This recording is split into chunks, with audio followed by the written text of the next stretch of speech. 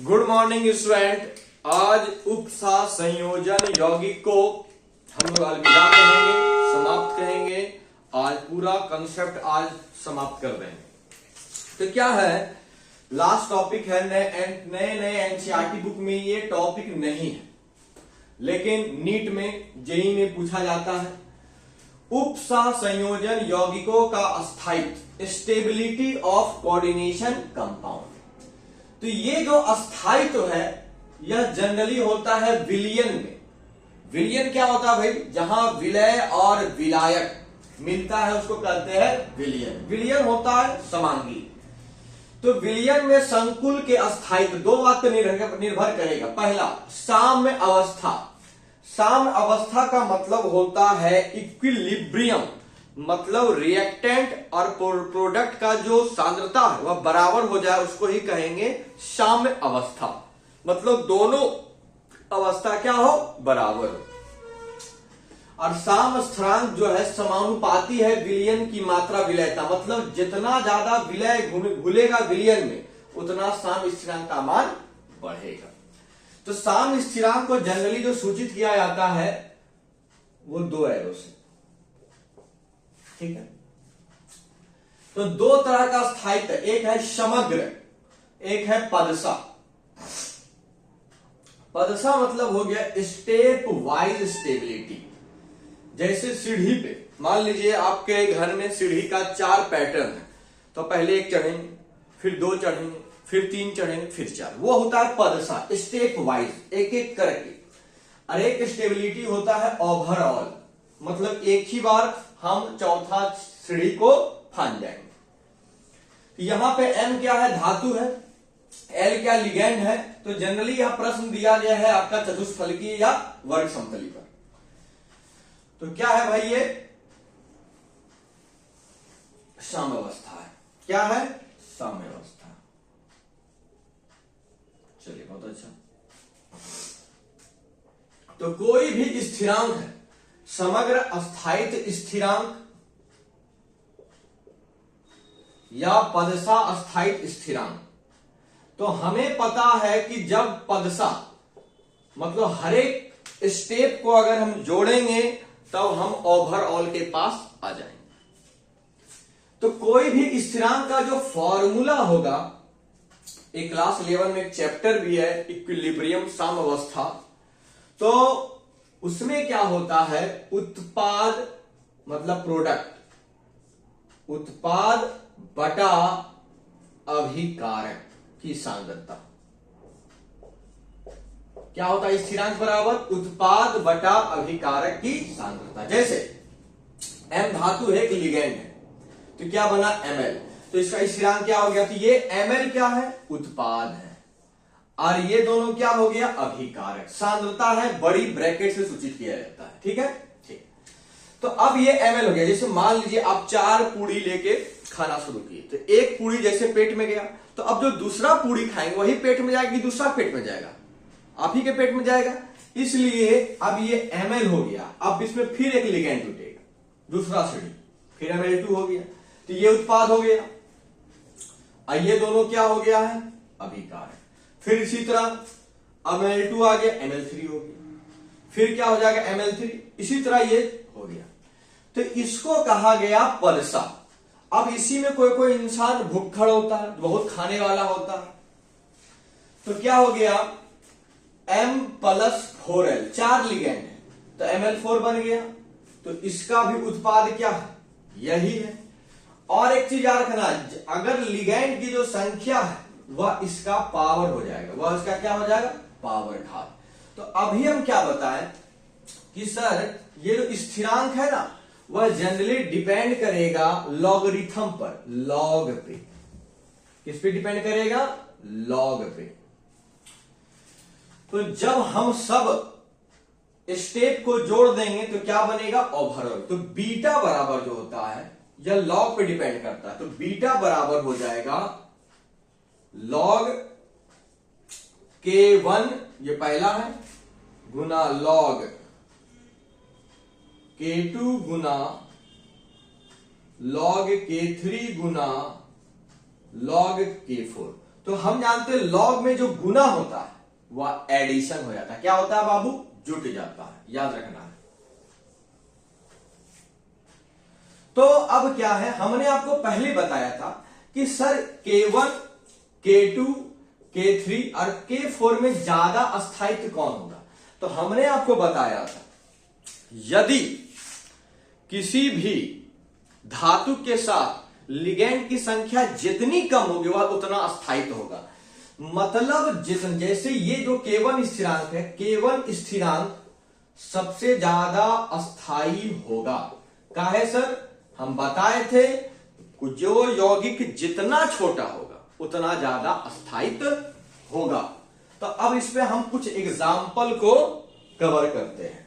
तो इस पे एक एग्जाम्पल दिया है, कॉपर 2 प्लस 4 अमोनिया तो बना टेट्रा अमाइन कॉपर 2 प्लस। तो ये भी दो तरह के अस्थायित्व को दिखाएगा। सबसे पहले क्या है, हम लोग पदसा अस्थायित्व पे ध्यान देंगे, मतलब स्टेप वाइज। पदसा संस्कृत शब्द है। तो क्या होगा भाई, अगर आपको 4 पूरी मिला है तो पहले आप एक खाइएगा, तो प्लस क्या हो जाएगा, 1 NH3। तो क्या बनेगा, तो बन जाएगा Cu NH3 2 प्लस।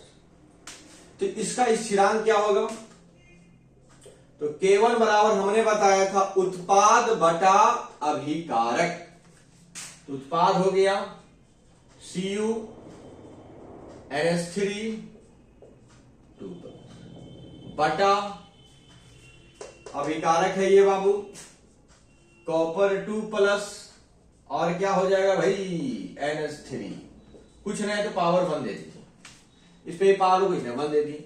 इसका वैल्यू दिया रहेगा एग्जाम में, इसका वैल्यू दिया है log 4.0। ठीक है, अब हम क्या करेंगे, अब ये फिर से आएगा नंबर 2। तो क्या हो जाएगा, कॉपर NH3 फिर 2 प्लस, फिर क्या जोड़ेंगे भाई हम, क्या जोड़ेंगे, फिर NH3। तो फिर क्या रिएक्ट होगा, अब NH3 की संख्या क्या हो जाएगी, 2। चलिए बहुत अच्छा। दूसरी तरह K2 निकाल लेंगे, तो क्या हो जाएगा, उत्पाद Cu NH3 का होल ट्वाइस 2 प्लस। तो उत्पाद में हो गया आपका अभिकारक, ये दोनों है, लिख देंगे। तो Cu NH3 2 प्लस फिर NH3। बहुत ही अच्छा। चलो 2 पूरी खा लिए, 2 और खाना है। अब फिर ये आ जाएगा Cu NH3 का होल ट्वाइस NH3। तो कितना NH3 है, पहले 2 था फिर 1 जुड़ गया, तब कितना हो जाएगा, 3 हो जाएगा। तो Cu NH3 का 3 2 प्लस। फिर लास्ट कर ही देते हैं, फिर क्या हो जाएगा भाई, Cu NH3 का 3 प्लस NH3 बाबू। तो फिर क्या हो गया, Cu NH3 का 4। चलो अब दोनों का स्थिरांक लिख दिए। चलिए इसका स्थिरांक लगभग होता होगा log 3.0। ये एक्सपेरिमेंटली है। अब हम लोग K3 निकालेंगे, तो K3 बराबर फिर क्या हो जाएगा, उत्पाद।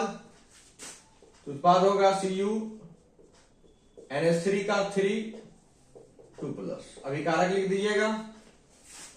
तो क्या हो जाएगा, Cu NH3 का होल ट्वाइस 2 प्लस और NH3। उसी तरह हम लोग निकाल देंगे K4। तो K4 इक्वल टू क्या हो जाएगा, लास्ट वाला Cu टेट्रा अमाइन, फिर क्या हो जाएगा Cu NH3 का होल ट्राइस और फिर NH3। तो ये हो गया आपका इसका लगभग वैल्यू कुछ होता है। आप लोग गौर करिएगा कि लॉग का वैल्यू धीरे धीरे क्या हो रहा है भाई, घट रहा है। इसका होता है लॉग 2 पॉइंट। तो हमने बताया था कि जितना लिगेंड कम होगा उतना ज्यादा अस्थायी होगा, ठीक है। तो एग्जाम में आ गया कि बीटा ओवरऑल स्टेबिलिटी क्या होगा, ओवरऑल क्या होगा। तो बीटा 4 इक्वल टू क्या होगा, लॉग में सबको गुना करेंगे तो गुना का मतलब जोड़ होता है। तो 4 प्लस 3 प्लस 2.7 प्लस 2.0, तो जोड़ लीजिए, डेसिमल के साथ हो गया, 2 2 4 4 3 7 7 चले गया, हो गया 11.7 लॉग का वैल्यू। तो देखा गया कि सबसे ज्यादा अस्थायित्व होता है कौन, ओवरऑल, मतलब आपका ओवरऑल बीटा 4 जो है ये ज्यादा अस्थायी समग्र। अब इसका कैसे निकालेंगे, तो सीधा हम लोग जानते हैं बीटा 4 बराबर ये आपका है उत्पाद, तो लिख देंगे उत्पाद Cu NH3 4 2 प्लस, और उत्पाद अभिकारक क्या क्या है, रिएक्टेंट Cu है 2 प्लस और NH3 इस पे पावर 4। चलिए ठीक है, इसका स्क्रीनशॉट ले लेंगे आप लोग जल्दी से। एक एनसीईआरटी के पाठ्यनिहित का प्रश्न है, एक फॉर्मूला देख लेंगे, अस्थायित्व या वियोजन स्थिरांक बराबर हो जाएगा 1/, अस्थायित्व या संयोजन स्थिरांक, मतलब यह इसका व्युत्क्रम होता है, रेसिप्रोकल होता है।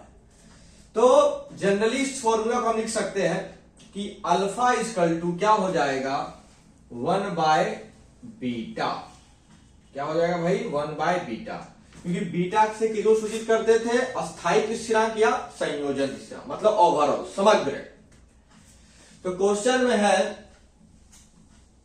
CuNH3 का whole 4 2 plus tetraammine cobalt 2 संकुल आयन में बीटा 4 का मान दिया हुआ है। तो इस संकुल के समग्र वियोजन स्थिरांक का मान ज्ञात करें, मतलब क्या पूछा जा रहा है, वियोजन। तो अल्फा पूछ रहा है, तो अल्फा बराबर हो गया 1/बीटा 4। बीटा 4 इसलिए लिखा गया क्योंकि ये चतुष्फल की इसका उप सह संयुग संख्या 4 है, 6 हो तो अच्छे देते। तो बस आपको नॉर्मल सा भागा देना 1/2.1 गुना 10 के पावर 13, ठीक है। अब क्या है भाई, ये 13 ऊपर चल गया, हो गया -13, इसका डेसिमल हो गया तो ऊपर चल गया, हो गया 10 गुना 10 के पावर 13 21।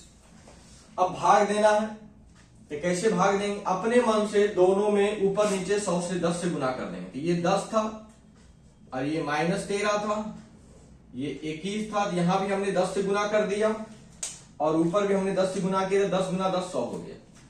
तो 21 में 100 लगभग आपका मिला जुला के 5 बार में आ जाएगा, 20 25 100 होता है, तो लगभग आएगा 4.9 गुना।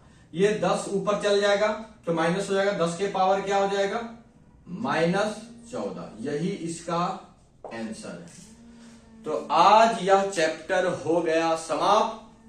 आप लोग से उम्मीद है कि आप लोग इसी तरह मन लगा के पढ़िए और ज्यादा से ज्यादा वीडियो को शेयर करें, क्योंकि बहुत मेहनत से वीडियो बना रहे हैं, पूरा एनसीईआरटी का पूरा कंसेप्ट पढ़ा है।